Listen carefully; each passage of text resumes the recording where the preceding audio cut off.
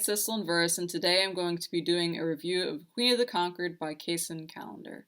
If you like the video, please hit the like button. If at any point you want to join in the discussion, please comment below, and subscribe if you haven't already if you want to stay up to date with my bookish activities. So Queen of the Conquered is a Caribbean-inspired fantasy, sort of like historical fantasy set during colonization and chattel slavery. It's set on a chain of fictional islands which have been colonized by the Fjern, who are a Danish-inspired people, and the Fjern have come to the island and enslaved the indigenous islanders who are black. And in this world, people are born with different psychic abilities called craft. They're kind of different for each person who has them, and the Fjern believe that it is their divine right and their right alone to have craft. And so they kill any of the indigenous islanders who have the ability. This story follows Sigourney Rose, who is a wealthy islander whose family owned islander slaves. When Sigourney Rose was a child, Fjern elites were displeased with how wealthy and influential her family was becoming, and so they had them murdered. She was able to escape. And so she spends her years coming of age plotting her revenge. Her plan is to gain the throne and then decimate the Fjern ruling system. Her path to the throne is through winning the king's favor. When the king decides it's time to pick a successor, he owns an island that him and all the potential heirs will adjourn to in the middle of hurricane season. So once they get on the island, because of the hurricanes, they can't get off the island. And it is an attempt for power.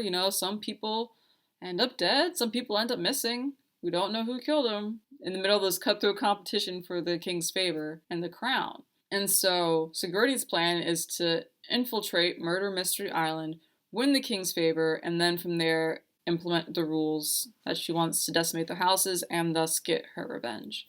So this all sounds very exciting, but I had some major pacing issues with the story because of Sigourney's character. So in my January wrap-up, I said that I recommend that before reading this book that you read interviews with the author about what they were trying to accomplish with this story, because The Dust Jacket makes it sound like a very straightforward tale of justice and revenge, and it's really not.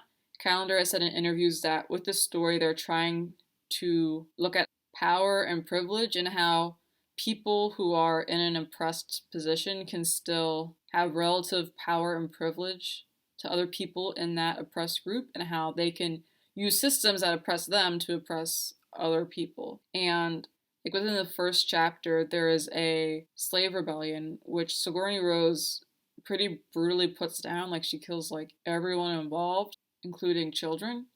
The book was very engaging through the first third of it. I had my reservations, but I was once we get to Murder Mystery Island, it's really going to pick up and it's really going to get good. Murder Mystery Island, what a setup. But it took a while to get there because Sigourney is such a wishy-washy protagonist and she's not particularly observant. So she does these things like owning slaves because she says it's all part of her grander plan, right, to get the king's favor. She needs to own slaves so that she can have status and wealth so that she can't be enslaved, and also so that she can be seen as proper enough to be invited on this island.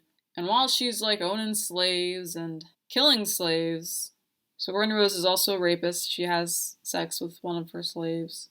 She does all this, and then she complains about how none of the islanders like her, and she complains about how she has no choice, and she's just doing the best that she can. And I just didn't really buy her as morally gray. I considered her to be straight up amoral, and I wasn't even into her being amoral because she kept wanting to play the victim. So if we're gonna go the morally gray route, I would have actually needed to believe that Sigourney Rose was doing anything that she was doing for this greater good, and I didn't really ever believe it. She had me for a second there.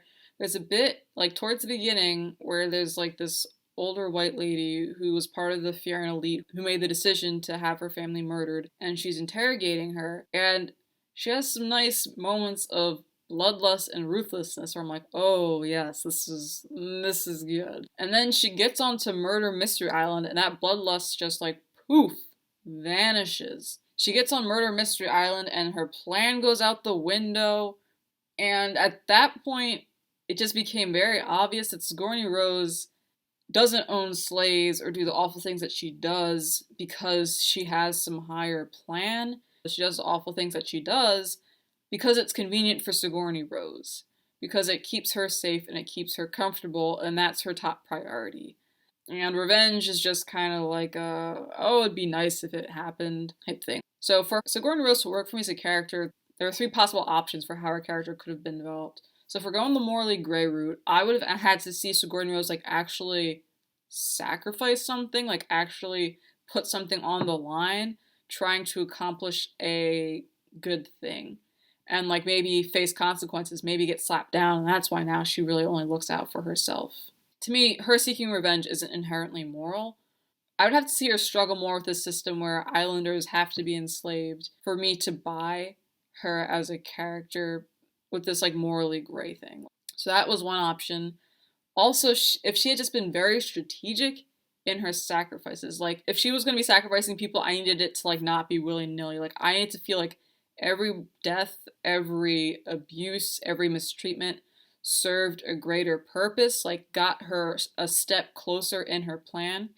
Because there are things that she did that she like 110% didn't have to do, and it just further made me annoyed with her. So that was option 2. And option 3 is that she could just be a ruthless killing machine and she just does not care.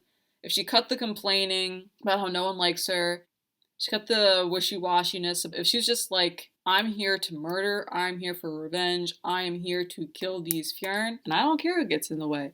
If anyone gets in my way, be they Islander or Fjern, I will move them out of my way, I will kill them, I will deal with them. No one is going to stop my revenge. I could have gotten into her as a protagonist, but because she doesn't risk anything, or she risks as little as possible, her sacrifices aren't very strategic, and she isn't particularly ruthless, I didn't really get into her as a character. So I think Callender picked something very challenging when they decided that Sigourney Rose is going to be morally gray, and I think that it just didn't like work for me. Like I didn't believe it. That was part of my issue with the story. It's also really frustrating because she is not very strategic. There's a point in the story where people are dying and she doesn't know who's killing them, and it's looking like this king isn't all that he seems, and she's investigating, and she's thinking that she's investigated everyone on the island, she's filled out every lead, and it was just very obvious to me that there were so many people that she hadn't investigated, and like it was thematic and all, but like she just spent so much time like backtracking and like double checking when it was just very obvious that she hadn't exhausted all her options yet. So I guess the good thing about this book is that, given how annoying Sigourney Rose is, we don't spend too much time with her. Sigourney Rose has craft, and her craft is that she's able to read other people's minds. And so we spend a lot of time seeing also what the Fjern around her think of her and like what's going on. And I thought that was a good move on Callender's part. I thought that allowed us to see various portraits of like the different types of white people under white supremacy and like the various forms that white supremacy can take. Like it's not always like overt violence, like there's varying degrees. Like I'd almost recommend this as like a supplemental teaching tool if you're doing like a critical race theory class. Sigourney never reads the minds of the other islanders who are enslaved because they all hate her and she says it makes her sad. And that was another thing that bothered me, was that like once she got on Murder Mystery Island, Sigourney Rose, because she spends so much time in the minds of the Fjern, even the ones that like don't like her, she like starts pitying them and like complaining about like, oh, why don't they like me and blah blah blah. And it was just like, are you even trying to avenge your family? Because it sounds more like you're trying to win the Fjern's approval, and I just don't understand.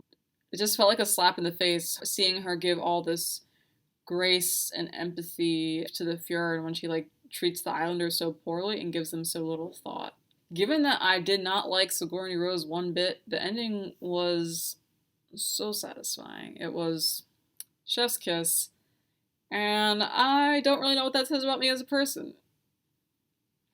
I will definitely be reading the sequel. The sequel focuses on Lauren, who is one of the islanders who is owned by Sigourney, and he's a lot more revolutionary in his goals. And I think that a book that focuses on him is going to be a lot easier to read just because it's going to fix a lot of the issues that I had with this story. And also, I think it's going to be really interesting from a spiritual standpoint. Like in this book, Callender didn't really get into the islanders' religion. Most of them don't practice anymore because of the colonization by the Furin, and those that do kind of do so like on the low, like with a lot of secrecy. But it looks like they might be in play in this next book because there are some things that happen in this one, like Lauren almost dies so many times, and each time he doesn't die, people are like, it's a sign from the gods, like Lauren is alive for a reason. And at the end something happens, but they're like, this is a sign from the gods, like this happened for a reason. So I think that we're finally going to actually meet the gods of the Islanders, and I'm excited for that. And also just thematically, this book ended on such a probing, questioning note. Like, if your goal is to uplift and free everyone from an oppressed group, what do you do with the people in those groups who fought against your interests and their interests? So yeah, I'm definitely reading the sequel. And so, spoiler-free section is done. Now I'm going to heavily discuss the ending. So if you don't want to know how the book ends, get out of here. Go on, scat. Okay, now that they're gone, so can I just say this ending was so satisfying. The finesse. So, when we get to the end, and it's all revealed that Sigourney Rose has just been a shield for the Islanders' real plot this whole time. She's just been a deflection tactic, and that they've been like running this whole murder mystery island. That felt so good. It was just so perfect on so many levels, because this whole time Sigourney Rose is like, the only way I can get on this island is by owning slaves and getting an invite. I was like, no, it's not. I can think of at least 2 other ways to get on this island. And the Islanders used one of the plans that I had. So I felt super vindicated when I got to the end. Also, they just knew her so well. Like, they knew that when she met Lauren, when Lauren was like an enigma to her, that she would take him around with her, that she would keep him alive and like take him places with her. And that would allow him to use his psychic ability to stop Sigourney Rose from figuring out the rings they'd been running around her this whole time. And Aggie just like playing in Sigourney's face was beautiful. And what's just like the cherry on top to like watching someone I could not stand so much fall so far and so fast was that she could have been in on this, right? Like, she was on the losing side and she didn't have to be, right? Like, they gave her so many opportunities to defect, to stand with them, to not be the terrible person that she was, and she didn't take them. She overlooked them because she thought that she was better than them. And because of that, she missed out on the opportunity to be on the winning team. Foolish. So after I like crow about Sigourney's demise and how she just got what she deserved and she's such a terrible person, I also surprisingly felt kind of bad for Sigourney, because like literally no one had any faith in her. Like, not even the woman who's the closest thing that she has to a mother right now, which like TBH really isn't even that close. Like, how do you let, so like that man she married, that white Furin man that she married to help her get on Murder Mystery Island, who she's like, oh, I'm gonna kill him anyway. I kept waiting for her to kill him. And how was he alive long enough to cause all the mayhem that he did, and to like almost murder the closest thing that you have to mother? Like, how is he alive? How is he around? And like, to be fair, when all these decisions were being made when Sigourney was a child, before that had even happened, but like, I still felt bad that no one like had any faith in Sigourney, really. I thought that they might have been able to convince her to go with their plan if they had involved her like right at the beginning, like right when she was a child, but that would have required like trusting Sigourney like a lot. Like, they would have had to go all in on her and like tell her all the details. And once they did that, there's like no going back. If they had done that and Sigourney had like ratted on them or foiled it, they might not have ever gotten another chance to like get the Furin out of there ever again. They just would have been out of luck. So like I don't really blame them for not trusting her. And like I said, she really was not trustworthy at all, like the whole time that they knew her. But I felt a teensy tiny bit sad that like even like the closest thing that she had to a mother didn't trust her. I felt bad just the tiniest bit, just a tiny teeny bit. And also, I kind of felt a way about how Aggie's character was treated. Like, it really broke my heart to see the way that Lauren and, like, the other insurgent islanders treated her death. I felt like they didn't really even mourn her. This might be a leap, but, like, the insurgent islander leaders seem disappointed that Sigourney's alive and at a loss for what to do now. I don't remember any of them seeming particularly sad that, you know, Aggie, one of their members, was dead. They're just like, this is slightly inconvenient because she was like our trump card and now she's gone, but also like she was hard to control, so like in the end I guess it's a good thing. And that just like broke my heart. I felt like they really did treat her as just like a tool. Aggie's like a whole child, and also especially with Aggie, like none of Sigourney's opportunities, and I felt like they gave her a fraction of the grace that they gave that they gave Sigourney. Sigourney's nanny, who now works for her, Lauren, were all squeamish about killing her and kind of all were hoping that she would turn a new leaf. And I genuinely felt like Sigourney's nanny at least would have mourned her. And I felt like the insurgent leaders gave Aggie like a fraction of the grace that they gave Sigourney, which I thought was unfair because Sigourney had literally like hurt and wronged like almost all of them. And like Aggie had like deviated from plans, but like she was pretty much always on the Islanders' side. Like everything they were worried about with Aggie hadn't come to pass yet and was all like what ifs. And like Sigourney was like actual like, you know, I have done this. I have done this once, I've done this multiple times, and it is likely that she would do it again. She kind of said as much when she was talking about her plan for the future if she were to rule the islands. What also hurt and like felt unfair is that I felt like the Islanders discarded Aggie for being exactly who they wanted her to be. They wanted an efficient killer, undesensitized enough to do it repeatedly, and that's who Aggie was. Like anyone who was squeamish or faint-hearted about it wouldn't have lasted as long as Aggie would have in the position that she was in, and wouldn't have been as useful to the Islanders. I just thought it was so unfair to Aggie, like just from a character standpoint, that like people like valued her so little. And like, yeah, she was bloodthirsty, but like she had a reason to be.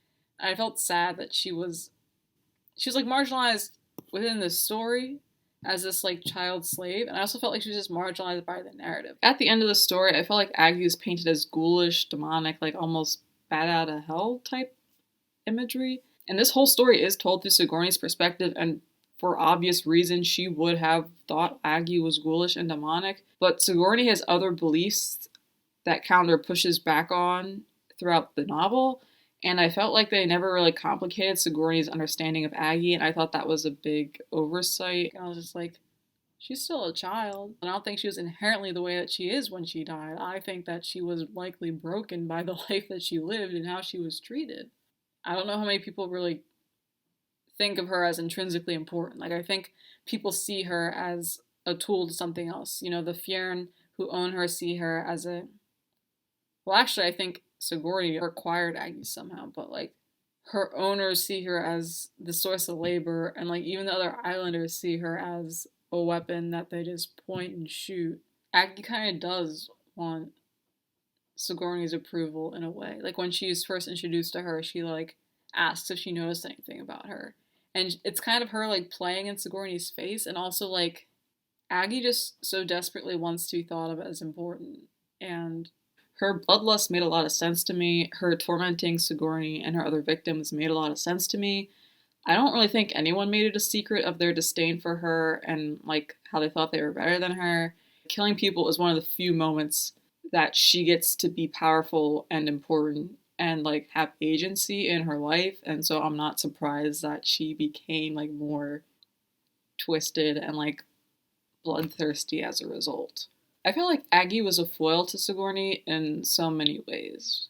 They're both islanders, they both have very powerful craft, they both have dubious morality, and they both have a mission to undermine the Furin government. But whereas Sigourney's wealth insulates her from some of the horrors of the everyday lives of the majority of the islanders, Aggie doesn't really have that option, and I think that insularity that Sigourney has leads her to think that her best bet is working within this clearly rigged and clearly unfair system, because the system sort of works in her favor now, like in the very tiniest of ways. And Aggie doesn't have that like insularity because she is enslaved, and that's just like not an option for her. While Sigourney spends so much time wishing that the Furin would like her, Aggie never really has that opportunity. Where Sigourney's like, she's dilly-dallying, and woe is me. Aggie's like, who needs to go? Point them out. Line them up.